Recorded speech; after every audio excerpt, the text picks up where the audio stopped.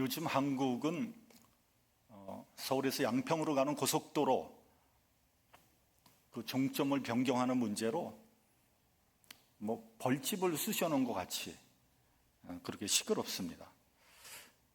여러분들도 다 들어서 아시겠지만 계획된 종점이 있었는데 이제 불과 몇 개월 만에 종점이 바뀌었다는 거예요. 특별한 이유나 과정 없이 바뀐 이 종점 근처에 우연찮게도 대통령의 부인 김건희 씨의 일가의 땅이 있다는 겁니다. 그 땅의 넓이가 얼마나 되냐 하면 한 2만 평 정도 된다고 합니다. 2만 평이면 얼마나 큰 땅입니까? 저는 그 평수에 대한 개념이 없어서 제가 한번 찾아봤어요. 찾아봤더니 미국에서 1에이커가 한 1200평 정도 된다고 합니다. 여러분, 우리 교회 크기가 얼마나 되는지 아세요? 이 대지와 건물, 저 모든 거 다 합해서 얼마나 돼요? 우리 교회가? 예? 한 2에이커 됩니다. 2에이커. 그럼 우리 교회의 넓이의 한 8배 내지 9배의 땅을 가지고 있다는 거죠. 만약에 양평까지 고속도로가 뚫린다면 서울 강남에서 양평까지 불과 20분밖에 안 걸린다는 거예요. 그렇게 되면 그 땅값이 엄청나게 뛸 것은 자명한 사실이죠. 소위 대박이 나는 겁니다. 지금 아직 진위는 밝혀지지 않았습니다. 어느 게 사실인지 몰라요. 근데 만약에 김건희 씨 일가를 위해서 종점이 바뀐 것이 사실이라면 정권이 뒤흔들릴 만한 대사건인 겁니다. 여러분, 지금 서민들은 땅 한 평, 집 한 칸이 없습니다. 지금 묘지도 없어서 사람이 죽으면 어떻게 한다고요? 다 화장을 해서 다 뿌리는 그런 조그만 나라에서 도대체 왜 그렇게 땅을 많이 갖고 있는지 저는 이해가 잘 안 가요. 그 많은 땅을 다 뭐에 쓰려고 우리가 가지고 있는지. 인간의 욕심은 한이 없는 것 같아요. 미국 서부 워싱턴주에 있는 시애틀이라는 도시가 있습니다. 여러분, 그 시애틀이라는 도시의 이름이 왜 생겨났는지 아십니까? 아주 오래전부터 조상 대대로 그 지역에는 스커미시라는 인디안 족속이 살고 있었다고 합니다. 그렇겠죠. 인디언들이 사는 땅이니까. 1854년 미국 정부에서 그 땅을 구입하겠다고 인디안 부족에게 제안서를 보냈습니다. 당신들 사는 땅을 좀 구입했으면 좋겠다. 그랬더니 그 스커미시 인디안 추장이 거기에 대해서 다음과 같은 편지를 썼다고 합니다. 제가 읽어드리겠습니다. 우리가 어떻게 공기와 대지의 따뜻함을 사고팔 수 있단 말입니까? 제잘거리는 시냇물을 어떻게 소유할 수 있으며 또 소유하지도 않은 땅을 어떻게 사고 판단 말입니까? 그러니까 이 사람들은 조상 대대로 그냥 그 땅에서 산 거예요. 그 땅에 땅 문서가 있는 것도 아니고 아무것도 없어요. 그냥 땅 문서도 없는데 어떻게 그 땅을 팝니까? 그렇게 팔지 않고 버티다가 결국 그 인디안 부족은 살던 땅에서 강제로 추방을 당했다고 합니다. 그런데 미국 정부 당국도 좀 양심이 있었는지 그 인디안 부족이 그 인디안 추장의 정신을 존중해서 그 추장의 이름을 따서 그 땅 이름을 시애틀이라고 지었다는 거예요. 그러니까 추장 이름이 시애틀이에요. 한국의 김종해라는 시인이 이런 시를 썼습니다. 제목은 뭐냐면 아직도 사람은 순수하다 라는 제목이에요. 제가 한번 읊어드리겠습니다. 죽을 때까지 사람은 땅을 재거진 것처럼 사고 팔지만 하늘을 사들이거나 팔려고 내놓지 않는다. 하늘을 손대지 않는 사람들을 보면 사람들은 아직도 순수하다. 하늘에 깔려있는 별들마저 사람들이 뒷거래하지 않는 것을 보면 이 세상 사람들은 아직도 순수하다. 다분히 좀 비꼬는 듯한 그런 시죠. 그런데 여러분, 웬걸요 우주 여행권과 더불어 하늘의 별들도 거래 대상이 될 날이 멀지 않아 올 것이다 라는 뉴욕 타임즈의 기사를 제가 봤습니다.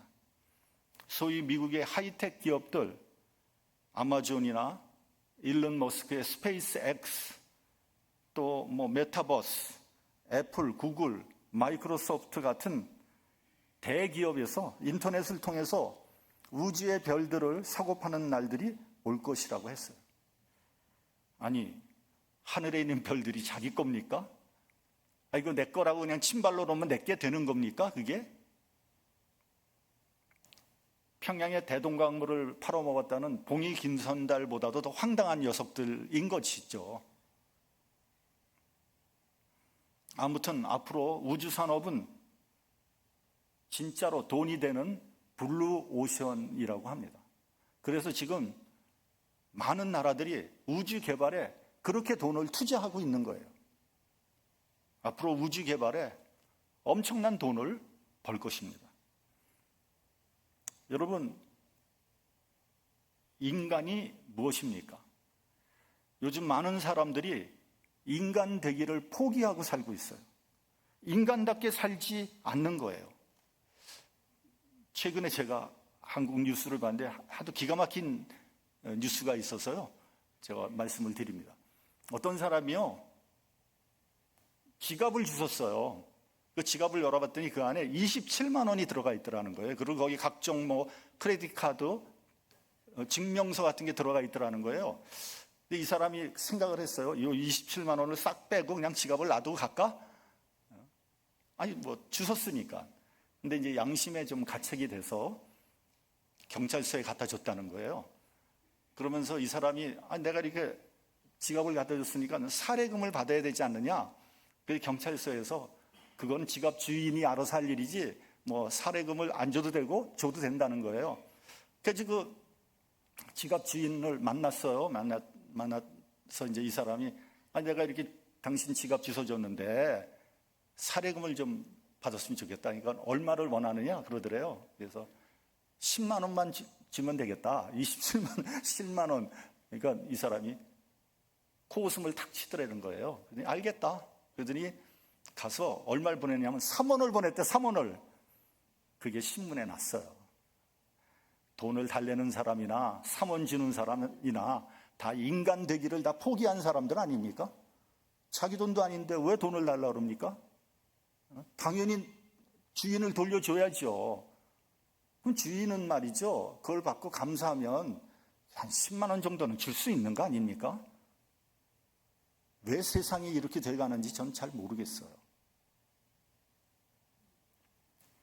여러분, 이 세상을 살아가는 방법은 여러 가지가 있습니다. 돈에 한이 맺힌 사람들은 어떻게든지 돈 벌어서 부자가 되겠다, 그렇게 생각합니다. 아니, 부자가 되고 싶은 건 알겠어요. 근데 그 돈으로 도대체 뭘 하겠다는지 목적이 없어요. 목적이. 돈 많이 벌어서 나만 잘 먹고 잘 살겠다는 것인지, 돈을 벌어서 좀 못 사는 사람들 좀 나눠주겠다는 것인지, 돈을 버는 목적이 있어야 될 거 아니에요? 그 돈 벌어서 뭐 하겠어요? 제가 옛날에 아는 사람은요, 사우스에서 장사를 했는데, 이 사람은 장사하면 돈이 들어오잖아요. 100불짜리는 죽어도 안 써. 100불이 딱 들어오면 그걸 대리미로 쫙 데려가지고 금고에다 아니, 돈 왜 버는데 도대체? 그래서 금고에 쌓아놓으면 그 돈 어떻게 하려고 그러는데? 그러니까 돈이 우상이 되는 거죠.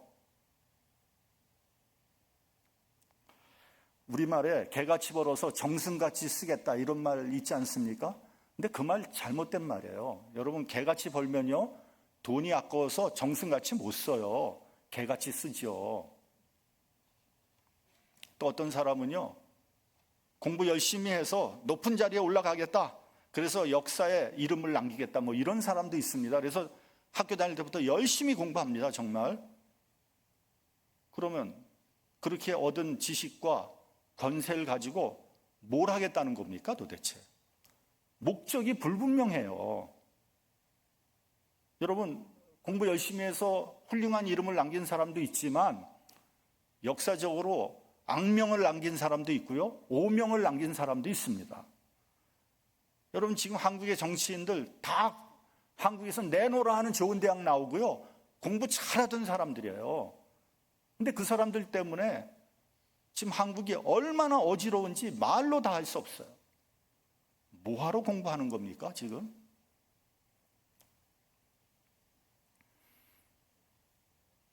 그래서 유명한 사람이 되는 것도 좋고요, 뭐 부자가 되는 것도 좋지만 가장 잘 사는 방법은 인간답게 사는 거예요. 인간답게 사는 거. 사람답게 살지도 못하면서 무슨 돈을 많이 벌고 무슨 높은 자리에 올라가겠다는 겁니까? 그래서 저 사람 인간성 좋다, 저 사람 참 인격적이다, 저 사람 만나면 마음이 푸근해진다, 그렇게 사는 사람이 가장 잘 사는 사람이라고 저는 생각합니다. 심리학자 에릭 프롬이라는 사람이 있어요. 이 사람은 현대인은 5가지 경우에서 소외됨으로써 비인간화 되어가고 있다, 이렇게 주장했어요. 그러니까 인간 이하가 된다, 이런 얘기예요. 뭐 그의 말이 다 맞는다고 할 수는 없지만 제가 보니까 상당히 일리가 있어요. 그래서 제가 좀 소개를 해드리겠습니다. 첫째는 노동으로부터 소외된다는 거예요. 여러분, 인간은 누구나 노동이라는 창조적인 행위를 통해서 기쁨을 누릴 수 있어야 돼요. 노동은 신성한 것입니다. 사람은 누구나 기쁨과 보람을 가지고 일해야 되는 거예요. 하나님은 인간을 창조하셨을 때 노동에 기쁨을 주셨어요. 그런데 죄가 들어오고 난 다음에 노동은 고통이 됐죠. 창세기를 보면 하나님께서 아담에게 너는 네 아내의 말을 듣고 내가 너에게 먹지 말라고 한 선악과를 먹었으므로 땅은 너로 인하여 저주를 받고 너는 종신토록 수고하여야 그 소산을 먹을 것이라고 했어요. 또 땅이 내게 가시덤불과 엉겅퀴를 낼 것이므로 너는 얼굴에 땀을 흘려야 식물을 먹을 것이라고 했습니다. 노동이 기쁨이 아니라 고통이 된 거예요. 먹고 살기 위해서 죽지 못해 일을 하는 거예요. 여러분, 우리가 농사를 지어보면요, 잡초는 뽑아도 계속 나옵니다. 농사는 잡초와의 전쟁입니다. 우리가 먹고 살기 위해서 혹은 좀 더 잘 살기 위해서 노동을 하지만 마치 도살장에 끌려가는 소처럼 마지못해 일을 하게 되는 거예요. 그러니까 일하는 것이 전혀 즐겁지 않아요. 요즘 젊은 사람들은요, 빨리 돈 많이 벌어서 40대에 은퇴하는 것이 로망이라고 합니다. 40대에 그냥 은퇴해버려. 그러면 그 이후에는 뭐 할 건데? 그냥 노는 거예요. 아무것도 없어요. 비인간화되는 거 아닙니까? 노동의 의미가 변질되어서 인간은 비참해졌고요, 비인간화되는 겁니다. 둘째는 생산과 소비의 과정으로부터의 소외입니다. 무슨 말이냐면 생산자와 소비자가 다른 거예요. 예를 들면 내가 수십 년 자동차 회사에서 일을 해요. 근데 전부 남의 차만 만들기 위해서 자기 차는 없어요. 전부 다른 사람의 자동차일 뿐이에요. 열심히 일을 했지만 그 혜택에서는 소외되는 거예요. 제가 한 20여 년 전에 벵글라데시 선교를 갔는데 어느 현지인의 집에 초대를 받았습니다. 그 사람들이 그 벵글라데시의 음식을 정말 한 상 가득하게 만들었어요. 제 입에는 잘 맞지 않지만 그것도 그렇게 정성스럽게 차려놨어요. 그러니까 먹어야죠. 근데 거기 보니까 그 여자들이 있었는데 아마도 그 주인의 부인이나 딸들이었을 거예요. 근데 서서 내내 음식을 서브하는 거예요. 그러니 앉아서 먹고 있는 우리들은 얼마나 부담스러워요. 그래서 그러지 말고 우리가 같이 식사를 하자. 그랬더니 그 사람들이 뭐라 그러냐면요, 자기 나라 문화와 전통은 식사를 할 때 남자들이 음식을 먹는 내내 여성들은 서브하는 거래요. 그리고 남자들이 음식을 다 먹고 혹시 남는 것이 있으면 그제서야 여자들이 음식을 먹는다는 거예요. 중동 지방의 여자들은요, 우리나라 조선시대보다도 더 열악한 것 같아요. 여성에 대해서. 자기들이 음식을 만들었지만 실제로 음식은 즐기지 못하는, 여성들을 인간 취급하지 않는 거죠. 비인간화되는 겁니다. 세 번째는요, 공동체로부터의 소외예요. 여러분, 인간은 사회적인 동물입니다. 공동체에서 나의 존재를 확인받을 때 비로소 기쁨을 누릴 수 있는 거예요. 가정이나 직장이나 어떤 사회에서 나의 존재를 인정받지 못하는 사람은 비참해지는 거예요. 여러분, 가정에는 고부간의 갈등이 있습니다. 만약에 며느리가 시집에 인정을 받지 못하면 굉장히 고통스러운 거예요. 요즘에는 또 상황이 많이 바뀌어서 시어머니가 며느리 눈치 봐야 되는 그런 시대입니다. 만약에 며느리가 시어머니를 무시하면 굉장히 고통스럽고 참기 힘듭니다. 근데 지금 우리 세대의 여성들은 시집살이도 해야 됐고 또 며느리 눈치도 봐야 되니까 이거 참 팔자가 사나운 거예요. 그렇죠? 어쩔 수 없어요. 시대가 그렇게 변하니까. 요즘에는요, 부인에게 인정받지 못하는 남편들이 많이 있는 것 같아요. 제가 이게 또 김건희 씨 얘기를 해서 좀 미안합니다만, 이건 신문에 나온 이야기를 하는 거예요. 근데 이분이 이제 고관 대작들의 부인들을 불러 모아놓고 이렇게 얘기를 했다는 거예요. 결혼하기 전에, 그러니까 윤석열 검사 시절이죠. 결혼하기 전에 나이는 먹었죠. 못생겼죠. 뚱뚱해서 배는 나왔죠. 저런 사람을 누가 데리고 사냐? 그래서 자기가 불쌍해서 결혼해 줬다. 그렇게 얘기를 했다는 거예요. 그러니까 거기 모여있는 고관 대작 부인들이 다 깔깔대고 웃었다는 거예요. 여러분들 어떻게 생각하십니까? 지금 이 말을. 물론 농담으로 한 말이지만 그럼 대한민국 대통령은 뭐가 되는 겁니까, 이게? 아무리 여성 상위 시대라고 해도 그렇지 이건 아니죠. 여성 여러분, 어디 가서 남편 깎아내리는 말 하지 마세요. 그것은 자기 얼굴에 침 뱉는 것밖에 안 되는 거예요. 남편이 그렇게 모자란 사람이라면 그런 남자와 같이 사는 자기는 그건 뭐예요? 같이 바보 되는 거 아니에요? 왜 그런 짓을 해요? 여러분, 남편이라는 사람은요, 곧 죽어도 아내에게 인정을 받아야지 어디 가서 길을 펴는 거예요. 남자라는 것은 그런 존재입니다.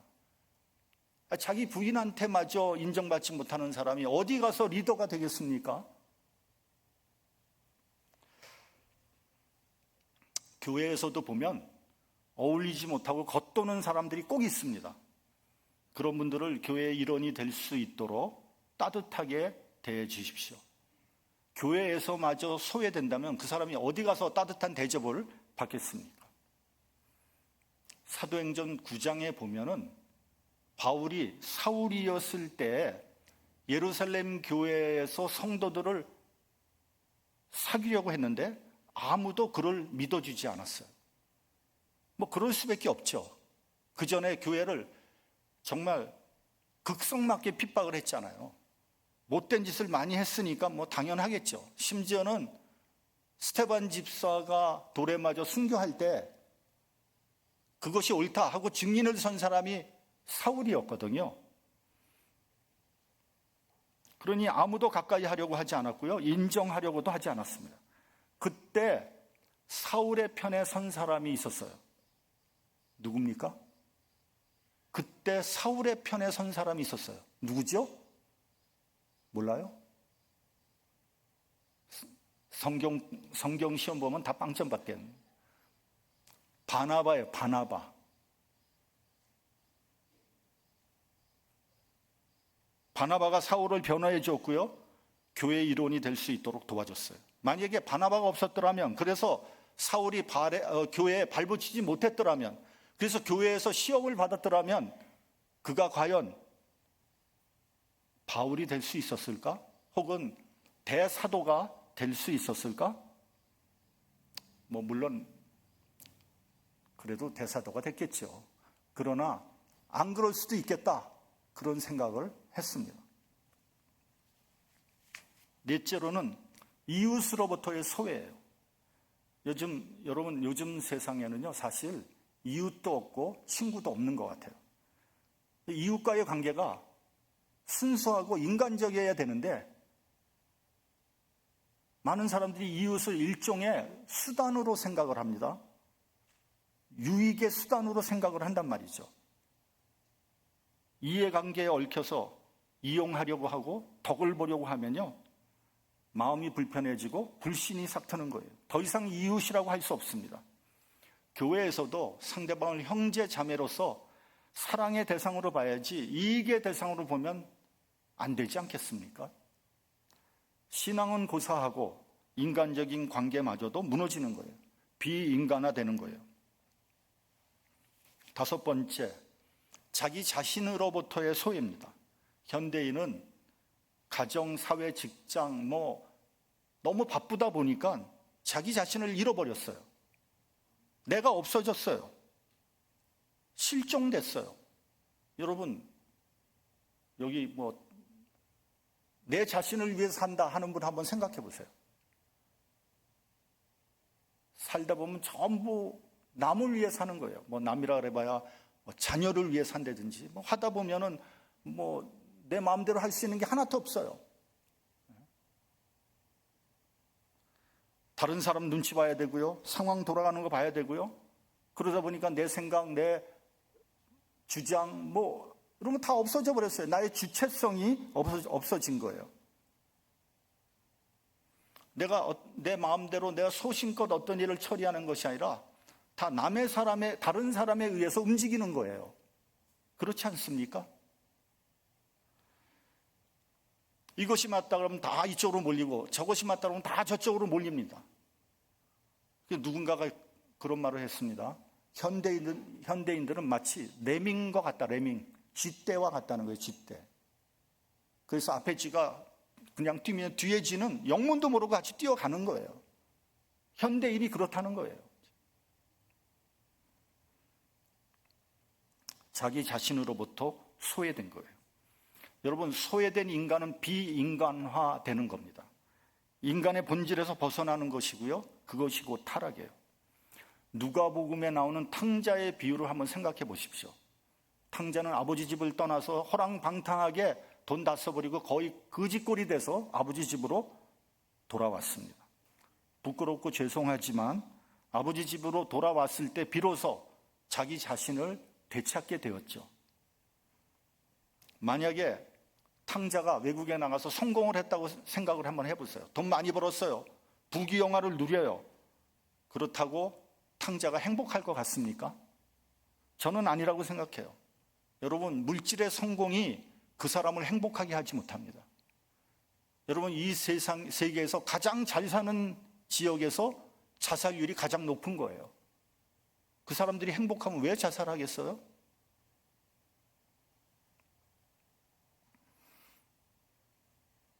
여러분, 우리가 옛날에 정말 가난했을 때, 그래서 먹고 살기도 힘들었을 때 생각해 보면 그래도 그때 정이 있었고요. 뭔가 행복했어요. 여러분, 저희 부부가 작년에 한국을 방문했을 때 제주도를 여행했습니다. 전 처음 제주도를 구경했어요, 그때. 그러니까 제주도에서 모르니까 거기 이제 택시 기사를 하려했어요. 그래서 그 사람이 이제 하루 종일 돌아다니면서 보여주는 거예요. 어느 곳을 데리고 갔어요. 갔더니 무슨 어떤 허름한 건물에 돈 내고 들어가야 돼요. 그래서 돈 내고 들어갔어요. 들어갔더니 뭐냐면요, 그것이 1950년대부터 1970년대의 그 사회 상황을 재현해 놓은 곳이에요. 그래서 그 당시에 뭐 물건들, 풍습, 놀이 이런 것들을 이렇게 재현해 놓은 아주 조잡한 곳이에요. 어두컴컴하고 조잡하고 왜 이런 데를 데려왔을까? 돈 내고 이런 데 뭐하러 구경을 하나 이런 생각을 했어요. 근데 이렇게 구경하다 보니까 뭔가 마음이 푸근해지고요, 공감이 되고요, 행복해지더라고요. 그 희한하대요. 그래서 여러분, 저 지금 뭐 제주도 뭐 구경했습니까? 생각나는 거 하나도 없어요. 그것만 생각나는 거예요.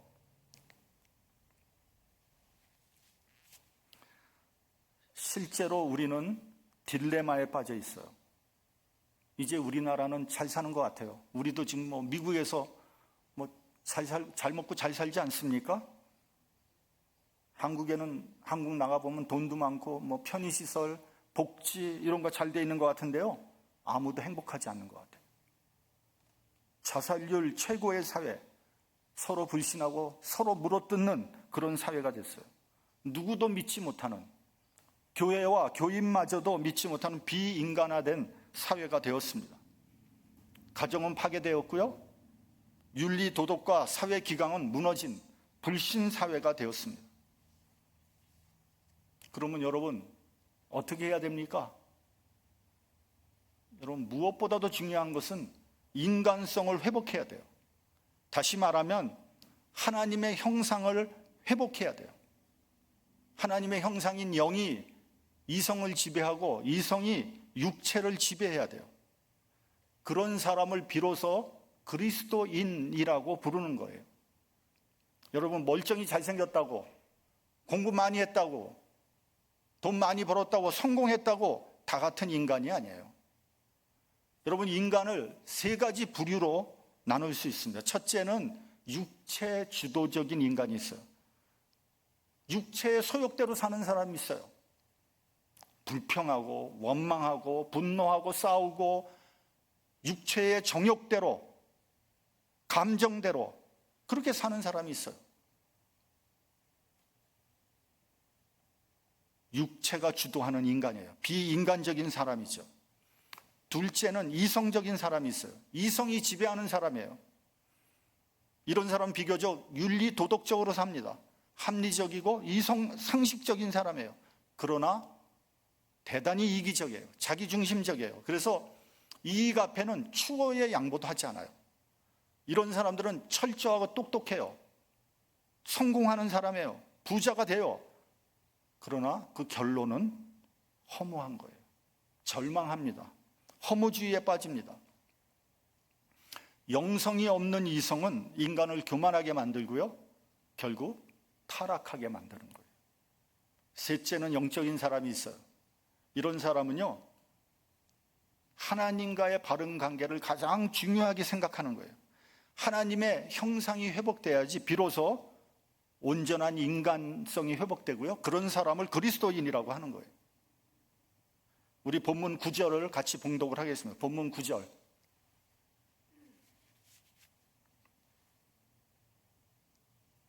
자, 시작. 만일 너희 속에 하나님의 영이 거하시면 너희가 육신에 있지 아니하고 영에 있나니 누구든지 그리스도의 영이 없으면 그리스도의 사람이 아니니라. 본문 8절을 보면 육신에 있는 자라는 말이 나와요.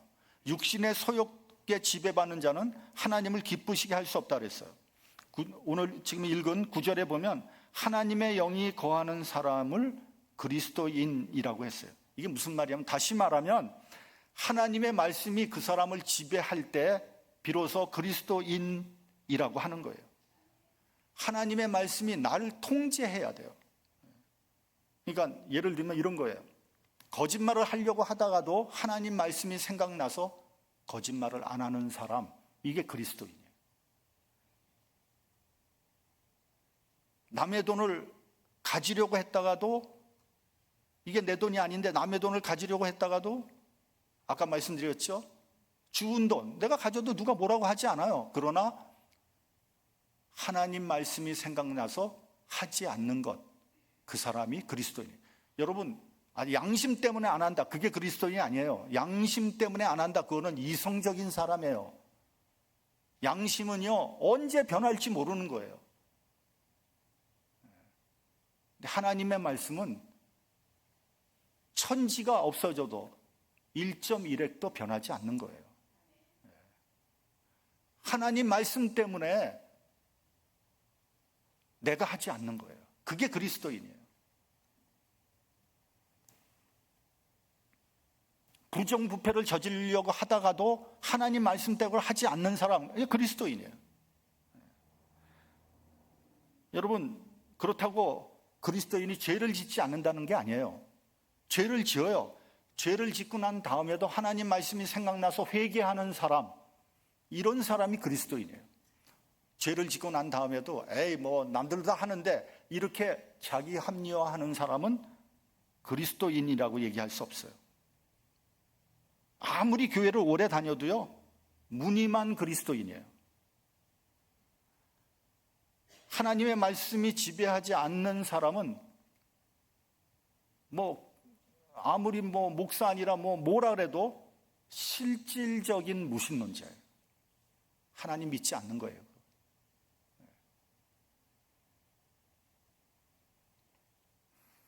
그런 사람들 때문에 교회가, 또 교인들이 욕을 얻어먹고 사는 거예요. 여러분, 그리스도인이라면 이 세상을 살다 보면 고민이 있고 갈등이 있고 번민이 있습니다. 그 원인이 무엇인지 아십니까? 왜 고민하는지 아세요? 이것이 하나님의 뜻인가 내 뜻인가? 이게 영적인 것인가 육적인 것인가? 내 뜻대로 할 것인가 하나님 뜻대로 할 것인가? 거기에 대한 갈등이에요. 누가 주도권을 가질 것인가? 주여 내 뜻대로 하지 마시고 하나님 뜻대로 하옵소서. 이렇게 주도권을 내가 갖는 것이 아니라 하나님 앞에 내놓을 때 내 영이 자유함을 얻는 거예요. 세상적으로는 손해볼지 모르지만 큰 은혜 가운데 살아갈 수 있어요. 여러분, 눈앞에만 보면요, 하나님 믿는 것이 내 삶에 유익이 되지 않아요. 실질적으로 유익이 되지 않아요. 손해볼 수도 있어요. 그러나 절대로 망하지 않습니다. 하나님 뜻대로 살면 길게 볼 때는 오히려 하나님께서 더 풍성하게 갚아주시는 거예요. 이거는 저의 그냥 경험이에요. 제 간증이에요. 그냥 들어주시기 바랍니다. 제가 평신도 때 은혜를 받고 그때 가게를 했으니까 주일날 가게를 닫기로 결정을 했어요. 가게를 닫으면 분명히 손해를 봐요. 왜 그러냐면 주일날 돈을 벌 수 없으니까.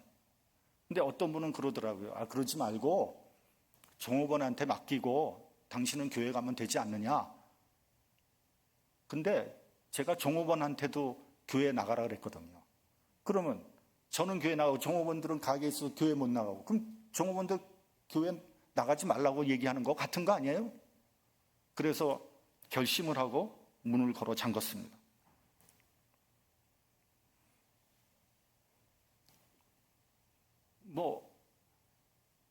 참 어려웠죠. 어려운 결정이에요. 그 후에 주님께서 저의 삶을 통해서 영적으로나 육적으로나 채워주시는데요, 풍성하게 채워주세요.